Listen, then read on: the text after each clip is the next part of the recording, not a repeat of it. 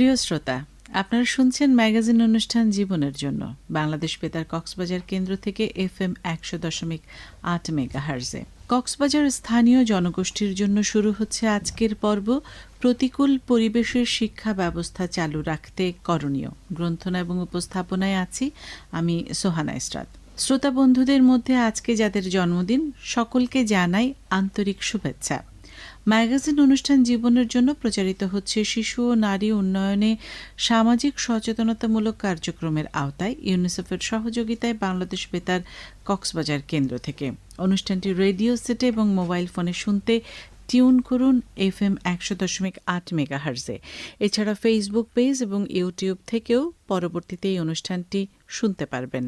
প্রিয় শ্রোতা, দুর্যোগ এবং প্রতিকূল পরিস্থিতিতে সমস্যা অতিক্রম করে শিশুদের শিক্ষা লাভের অধিকার নিশ্চিত করতে অনেক উদ্যোগ নেয়ার পরও তা ব্যাহত হচ্ছে। প্রাকৃতিক বা রাজনৈতিক কিংবা রোগবালাই এসে বারবার শিক্ষা কার্যক্রম স্থবির করে দিচ্ছে।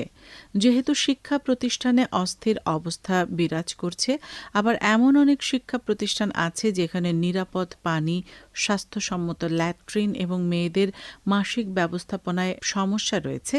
এই সকল বাধা পেরিয়ে পরিবার কিভাবে শিশুদের জন্য শিক্ষা নিশ্চিত করছেন সেই মতামত ধারণ করতে আমাদের মাঠ প্রতিবেদক দুর্জয় দাস আছেন কক্সবাজার সদর জেলা শিক্ষা অফিসার মোহাম্মদ নাসির উদ্দিনের সাথে।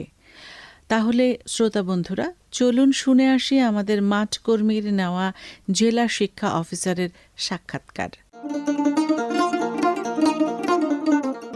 প্রিয় শ্রোতা বন্ধুরা, শিক্ষা প্রতিষ্ঠানের অবকাঠামো, শিক্ষকের শিক্ষাদানের পদ্ধতি ও ছাত্রছাত্রীদের মধ্যে আলোচনা পরিপ্রেক্ষিতে যে ধরনের শিক্ষা পরিবেশ তৈরি হওয়ার কাম্য ছিল তা এখন প্রতিনিয়ত ব্যাহত হচ্ছে।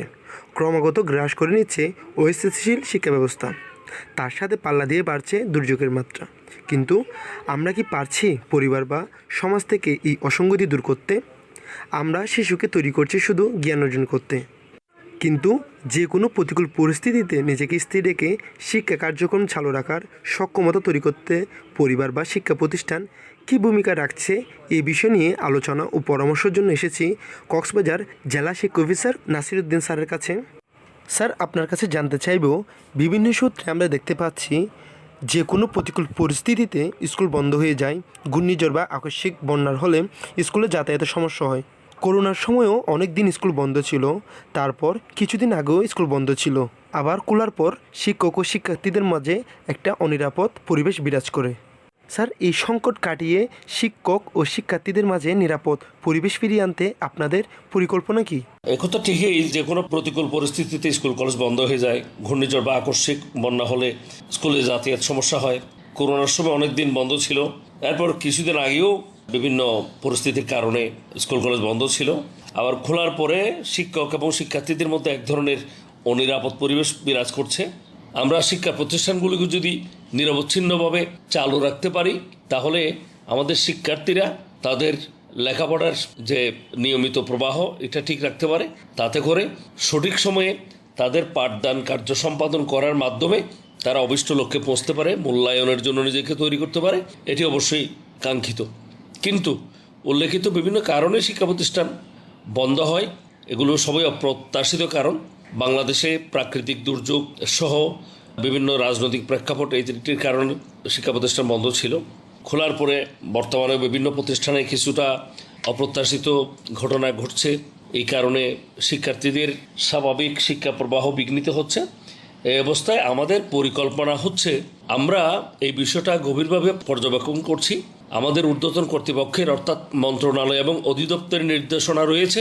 সাথে সাথে আমরা স্থানীয় পর্যায়ে, আমি যেমন জেলা শিক্ষা অফিসার হিসেবে আমার একটা পরিকল্পনা রয়েছে। আমি ইতোমধ্যে পার্সোনালি সরকারি নির্দেশনার আলোকে এবং আমার ব্যক্তিগত কর্ম পরিকল্পনার আলোকে আমি আমার জেলার বিভিন্ন উপজেলায় বিভিন্ন শিক্ষা প্রতিষ্ঠান পরিদর্শন করে যাচ্ছি নিয়মিতভাবে, এবং বিশেষ বিশেষ প্রতিষ্ঠানে যেখানে বিভিন্ন রকম জটিলতা আছে সেগুলোও আমরা পর্যবেক্ষণ করার চেষ্টা করছি। সেখানে গিয়ে আমি আমার আরও সহকর্মীদের নিয়ে শিক্ষক, শিক্ষার্থী, অভিভাবকদের সাথে কথা বলছি, এবং আমি শিক্ষকদেরকে, প্রতিষ্ঠান প্রধান সহ তাদেরকে কিছু পরামর্শ দিয়েছি, যাতে করে তারা এই বর্তমান পরিস্থিতিতে অত্যন্ত বুদ্ধিদীপ্ততার সাথে কার্যকর সমাধান যেন তারা করে শিক্ষার পরিবেশ ঠিক রাখতে পারেন। অনাকাঙ্ক্ষিত পরিবেশ যদি তৈরি হয় সেটিও যেন তারা অত্যন্ত বুদ্ধিমত্তার সাথে যেভাবে প্রয়োজন সেভাবে যেন সেটা তারা নিয়ন্ত্রণ কিংবা ব্যবস্থা করতে পারেন সেটা পরামর্শ দিয়েছি। আমি শিক্ষকদের সাথে বৈঠক করেছি বিভিন্ন প্রতিষ্ঠানে এবং তাদের সাথে বিস্তারিত আলোচনা করেছি, এটি প্রতিদিনই করছি আমি। এবং আমি তাদেরকে অনুরোধ জানিয়েছি তারা যেন শিক্ষার্থীদেরকে বিভিন্ন ক্লাস ভিত্তিক কাউন্সেলিং করেন, কারণ শিক্ষার্থীরাও একটু অনিশ্চিত পরিস্থিতির মধ্যে পড়ে গিয়েছে। কারিকুলাম চেঞ্জ হচ্ছে, আগে বিদ্যমান কারিকুলামে এবছর মূল্যায়ন হবে, যেহেতু সেটা আগামী বছর বন্ধ হবে, নতুন একটা কারিকুলামে ফিরছি আমরা, সে কারণেও অনিশ্চয়তা রয়েছে। শিক্ষার্থীদের মধ্যে বিভিন্ন রকম প্রশ্ন রয়েছে, গার্জেনদের রয়েছে। সেই জন্য প্রথমত শিক্ষার্থীদের সাথে সম্ভব হলে গার্জেনদের সাথে মত বিনিময় করে কাউন্সেলিং করে তাদেরকে সঠিক ধারণাটা যেন দেওয়া হয়, অর্থাৎ এবছর কীভাবে মূল্যায়ন হবে, আগামী বছর যদি কারিকুলাম চেঞ্জ হয় তাতে শিক্ষার্থীদের কোনো সমস্যা হবে না, কীভাবে হবে না, কীভাবে তারা নতুন কারিকুলামের সাথে অ্যাডজাস্ট করে নেবে, এই বিষয়গুলো তাদেরকে কাউন্সেলিং করার পরামর্শ দিয়েছি। এক কথায় আমাদের পরিকল্পনা হচ্ছে আমরা সমগ্র আমাদের কর্ম এলাকায় বিভিন্ন প্রতিষ্ঠান পরিদর্শন করে শিক্ষক শিক্ষার্থী এবং এলাকার বিশিষ্টজনদের সাথে আমরা কথা বলছি। এই কথাবার্তা বলার মাধ্যমে আমার কর্তৃপক্ষের নির্দেশনাগুলো এবং আমাদের স্থানীয় বাস্তবতায় কিভাবে তাদের শিক্ষা কার্যক্রম সঠিকভাবে চালিয়ে নিতে পারবে বাধাহীনভাবে, সেই পরামর্শগুলো দিচ্ছি এবং আমরা অবজার্ভ করছি, মনিটর করছি তারা সেটিভাবে করতে পারছেন কিনা। কেউ যদি কোথাও সমস্যায় পড়েন আমাদেরকে জানানোর সাথে সাথে আমরা সেটি প্রত্যক্ষ বা পরোক্ষভাবে যেভাবে সম্ভব সেটি বাস্তবায়নের চেষ্টা করছি।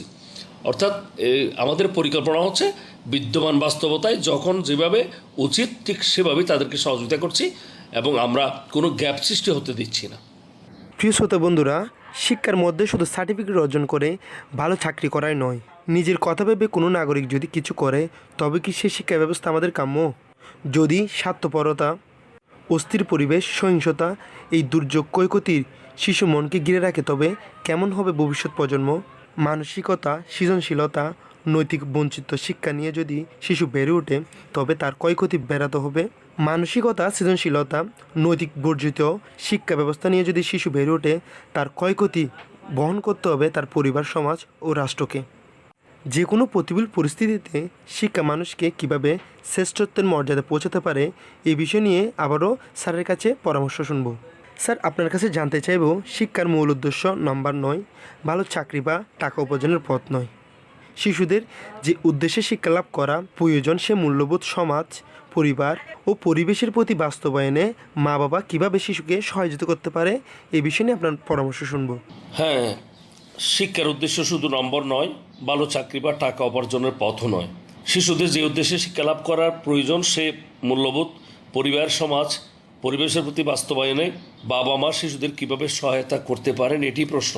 এটি একটি যৌক্তিক প্রশ্ন, কারণ আমরা আমাদের প্রজন্মকে অর্থাৎ শিশুদেরকে তথা শিক্ষার্থীদেরকে সঠিক শিক্ষায় বাস্তব, সময় উপযোগী এবং নৈতিক মূল্যবোধ সম্পন্ন শিক্ষায় শিক্ষিত করার মাধ্যমে আগামী দিনে দেশের প্রয়োজনে, সমাজের প্রয়োজনে, বিশ্বের প্রয়োজনে দক্ষ নাগরিক হিসেবে গড়ে তুলতে চাই। এটি হচ্ছে শিক্ষার চরম এবং পরম উদ্দেশ্য।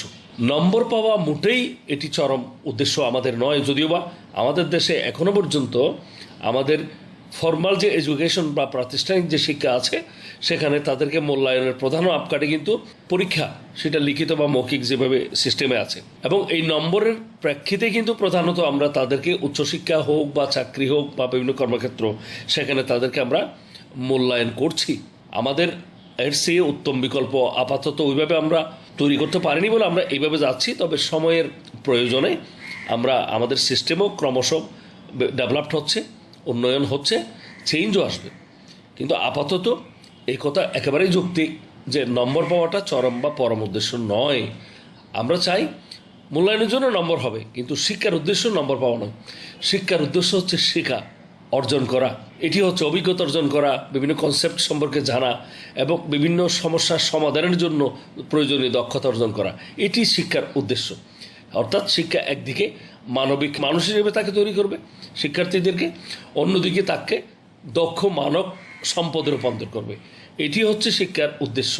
এই উদ্দেশ্য অবশ্যই আমাদের আছে, এটিকে প্রাধান্য দিতে হবে এবং আমরা শিক্ষা কর্তৃপক্ষ সবসময় শিক্ষকদেরকে বিভিন্ন প্রশিক্ষণের মাধ্যমে কিংবা সেমিনার সিম্পোজিয়ামের মাধ্যমে শিক্ষকদেরকে এই পরামর্শ দিয়ে থাকেন তারা যেন শিক্ষা প্রতিষ্ঠানে অর্থাৎ শ্রেণীকক্ষে শিক্ষার্থীদেরকে এই প্রয়োজনীয় নৈতিক, সামাজিক বা ধর্মীয় যার যার মূল্যবোধ সম্পর্কে উজ্জীবিত করেন এবং তাদেরকে মানবিক এবং দক্ষ মানুষ হিসেবে পরিণত করার জন্য তারা সেভাবেই শিক্ষাটাকে পরিচালনা করেন। সাথে সাথে গার্জিয়ান যারা আছেন, অভিভাবক যারা আছেন, তাদের ভূমিকা তো খুবই বেশি। কারণ একজন শিক্ষার্থী প্রথমত তার পরিবার থেকে শিক্ষা পায়, সে তার বাবা মাকে দেখে তার বাবা মার গাইডেন্স পায়, আত্মীয় স্বজনকে দেখে তাদের গাইডেন্স পায়।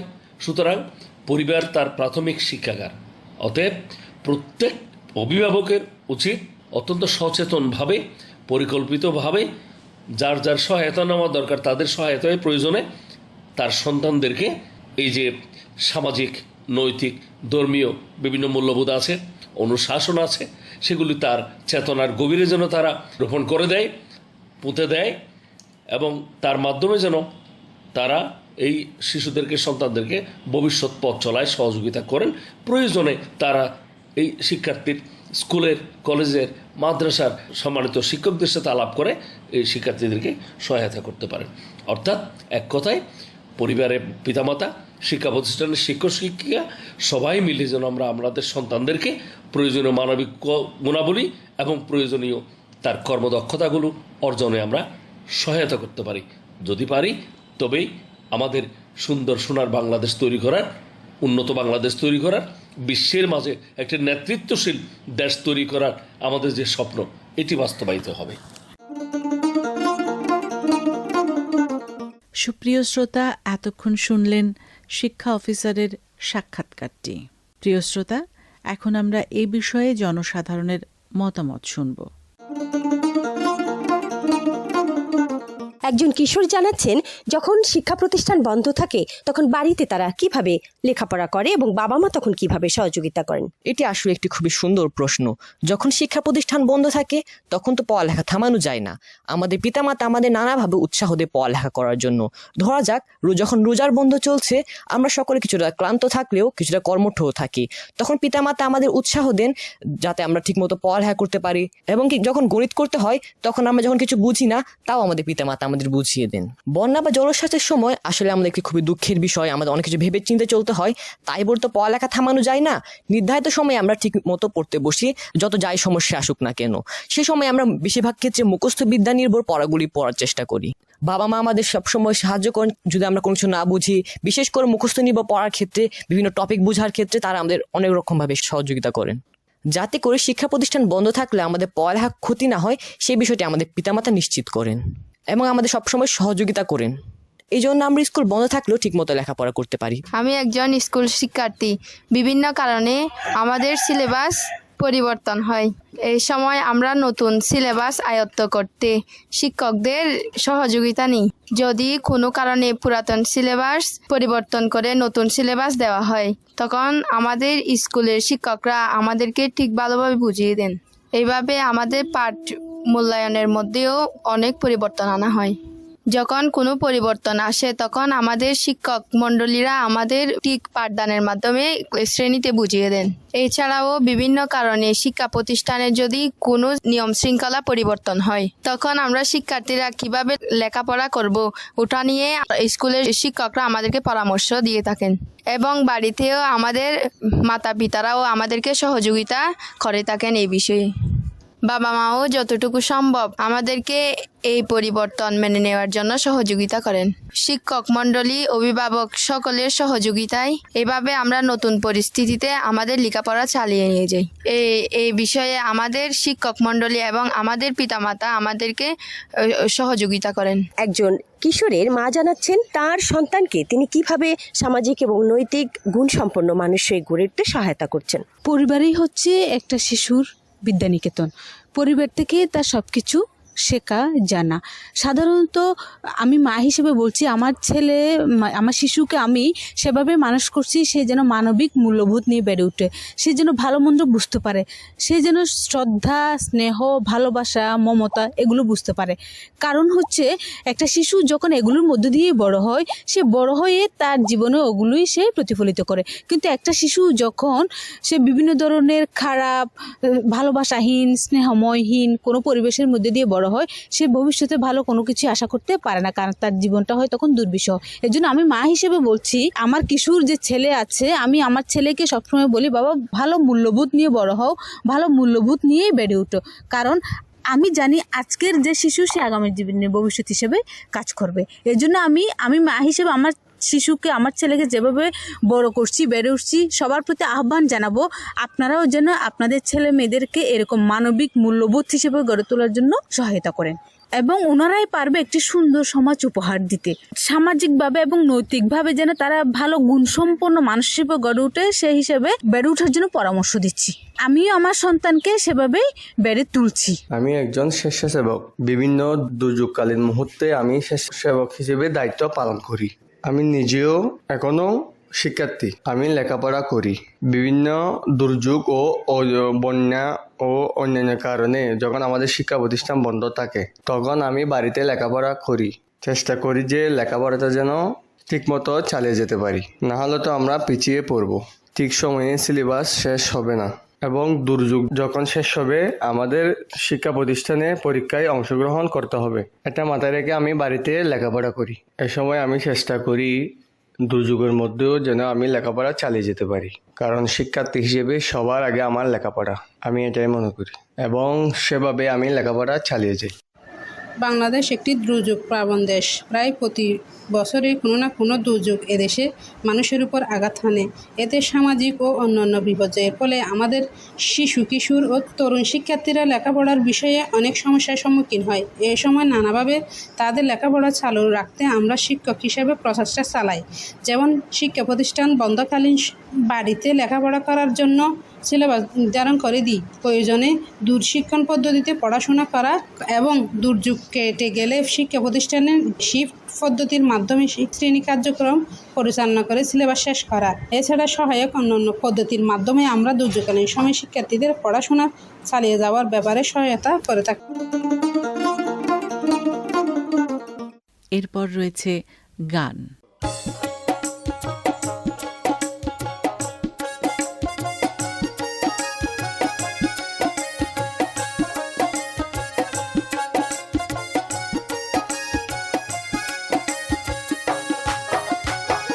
শোনো শোনো সবাই শোনো, শোনো শোনো সবাই শোনো, সবাই মনে রাখবে, যত্নে শিশু বড় হলে শিশু ফল পাবে ভাই, যত্নে শিশু বড় হলে শিশু ফল পাবে। শোনো শোনো সবাই শোনো, শোনো শোনো সবাই শোনো, সবাই মনে রাখবে, যত্নে শিশু বড় হলে শিশু ফল পাবে ভাই, যত্নে শিশু বড় হলে শিশু ফল পাবে।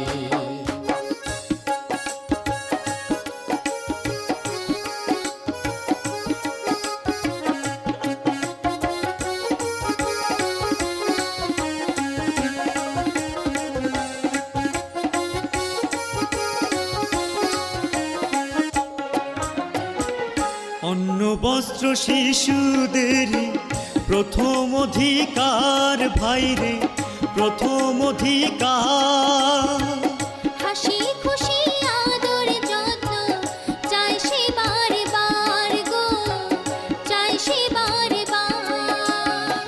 সুস্থ সবল শরীর তখন, সুস্থ সবল শরীর তখনই শিশুর হবে, যত্নে শিশু বড় হলে শিশু ফল পাবে ভাই, যত্নে শিশু বড় হলে শিশু ফল পাবে।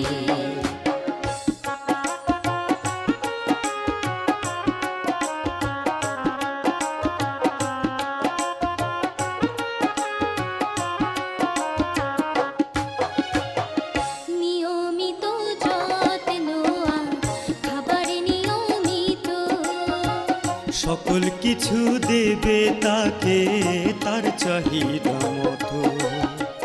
নিয়মিত যত্ন খাবার নিয়মিত, সকল কিছু দেবে তাকে তার চাহিদা মতো। সুন্দর জীবন হয় যেন তার, সুন্দর জীবন হয় যেন তার, খেয়াল রাখতে হবে। যত্নে শিশু বড় হলে শিশু ফল পাবে ভাইরে, যত্নে শিশু বড় হলে শিশু ফল পাবে।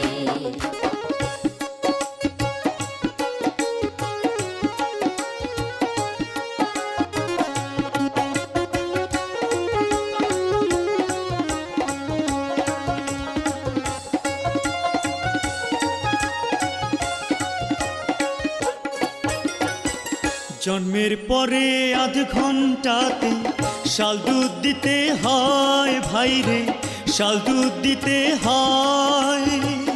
চিনি শরবত মধু পানি এসব কিছু নয় গো, এসব কিছু নয়।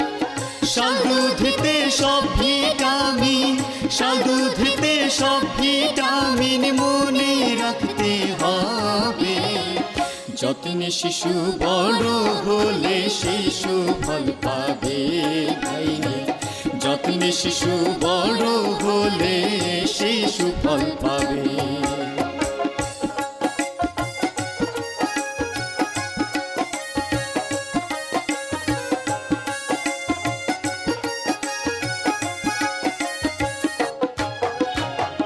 মায়ের দুধে শিশুদের শরীর সুস্থ থাকে, শখের বসে আর কিছুতে রোগ ব্যাধি ডাকে। মায়ের দুধে শিশুদের শরীর সুস্থ থাকে, শখের বসে আর কিছুতে রোগ ব্যাধি ডাকে। 6 মাস ধরে চাহিদা মতো, 6 মাস ধরে চাহিদা মতো মায়ের দুধ খাওয়াবে। যত্নে শিশু বড় হলে শিশু ফল পাবে ভাইরে, যত্নে শিশু বড় হলে শিশু ফল পাবে।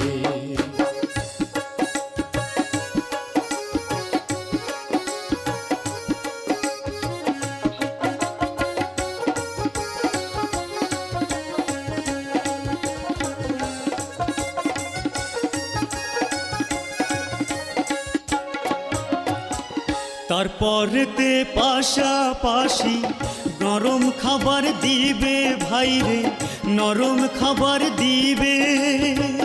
পাকা পেঁপে আম কলা এসবই খাওয়াবে গো, এসবই খাওয়াবে। শাক সবজি ডিম মাছ মাংস, শাক সবজি ডিম মাছ মাংস চটকানো ভাত দিবে। যত্নে শিশু বড় হলে শিশু ফল পাবে ভাইরে, যত্নে শিশু বড় হলে শিশু ফল পাবে।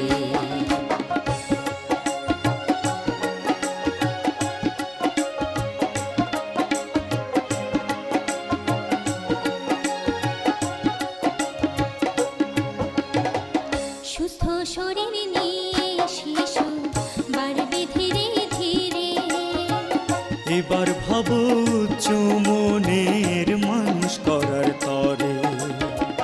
সুস্থ শরীর নিয়ে শিশু বাড়বে ধীরে ধীরে, এবার ভাবো উচ্চ মনের মানুষ করার তরে। এরপরেও বিমার হলে, এরপরেও বিমার হলে ডাক্তারকে দেখাবে। যত্নে শিশু বড় হলে শিশু ফল পাবে ভাইরে, যত্নে শিশু বড় হলে শিশু ফল পাবে। শোনো শোনো সবাই শোনো, শোনো শোনো সবাই শোনো, সবাই মনে রাখবে। যত্নে শিশু বড় হলে শিশু ফল পাবে ভাইরে, যত্নে শিশু বড় হলে সে সুফল পাবে ভাইরে, যত্নে শিশু বড় হলে সে সুফল পাবে। প্রিয় শ্রোতা, আপনারা শুনছেন ম্যাগাজিন অনুষ্ঠান জীবনের জন্য, প্রচারিত হচ্ছে ইউনিসেফের সহযোগিতায় বাংলাদেশ বেতার কক্সবাজার কেন্দ্র থেকে FM 100.8 মেগাহার্জে। আজকের পর্বে প্রতিকূল পরিবেশে শিক্ষা ব্যবস্থা চালু রাখতে করণীয় নিয়ে শুনবেন বিশেষজ্ঞের অভিজ্ঞতা ও পরামর্শ। আমি বলতে চাই, আমাদের দেশে অনেক ধরনের প্রাকৃতিক দুর্যোগ হতে পারে এবং অন্যান্য কারণেও দেশে বিভিন্ন ধরনের প্রাকৃতিক দুর্যোগ হতে পারে। এই সময় অনেক বাবা মারা বিপদগ্রস্ত হয়ে কিশোরী মেয়েকে বিয়ে দিয়ে দেন। তাদের অনেক অভাব অনটন এসব কিছু বিবেচনা করে তারা তাদের কিশোরী মেয়েকে বিয়ে দিয়ে দেন এবং সামাজিক নিরাপত্তার কারণেও তারা তাদের কিশোরী মেয়েটাকে বিয়ে দিয়ে থাকেন। কিন্তু এটা অত্যন্ত একটি খারাপ সামাজিক সমস্যা। এই কারণে একটি কিশোরী মেয়ের জীবন নষ্ট হয়ে যেতে পারে। দেশে তো দুর্যোগ থাকবেই, সেটা বিভিন্ন কারণেও দুর্যোগকালীন মুহূর্তটা তৈরি হতে পারে। তাই বলে একটি অপ্রাপ্তবয়স্ক কিশোরী বালিকাকে বিয়ে দেওয়া কোনো মতেই উচিত নয়। একজন সচেতন বাবা হিসেবে আমি নিজে যেমন সচেতন থাকব, তেমনি অন্যান্য যারা অভিভাবক আছেন তাদেরকে আমি অনুরোধ করব যে আপনারা আপনাদের কিশোরী মেয়েটাকে যেন বিয়ে না দেন। আমি আমার পরিচিত জনদেরকেও এই ব্যাপারে সচেতন করে থাকি যে বাল্য বিয়ে দিলে একটা কিশোরী মেয়ের জীবন নষ্ট হয়ে যেতে পারে। সে কারণেই যে কোনো পরিস্থিতিতে আমরা আমাদের কিশোরী মেয়েটাকে অবশ্যই সুরক্ষায় রাখবো এবং বাল্য বিয়ে বন্ধে অভিভাবক হিসেবে একসাথে কাজ করব। সুপ্রিয় শ্রোতা, আপনারা শুনছেন ম্যাগাজিন অনুষ্ঠান জীবনের জন্য। আজকের পর্বে প্রতিকূল পরিবেশে শিক্ষা ব্যবস্থা চালু রাখতে করণীয় নিয়ে শুনবেন জরুরি বার্তা। শিশুর শিক্ষা লাভের অধিকার নিশ্চিত করতে বাল্য বিয়ে বন্ধ করতে হবে। প্রিয় শ্রোতা, অনুষ্ঠান সম্পর্কে সুনির্দিষ্ট মতামত জানাতে পারেন বাংলাদেশ বেতার কক্সবাজার ফেসবুক পেজে। কিশোর কিশোরী শ্রোতা ক্লাবের সদস্যরাও সরাসরি তাদের মতামত জানাতে পারবেন ফ্যাসিলিটেটরের কাছে।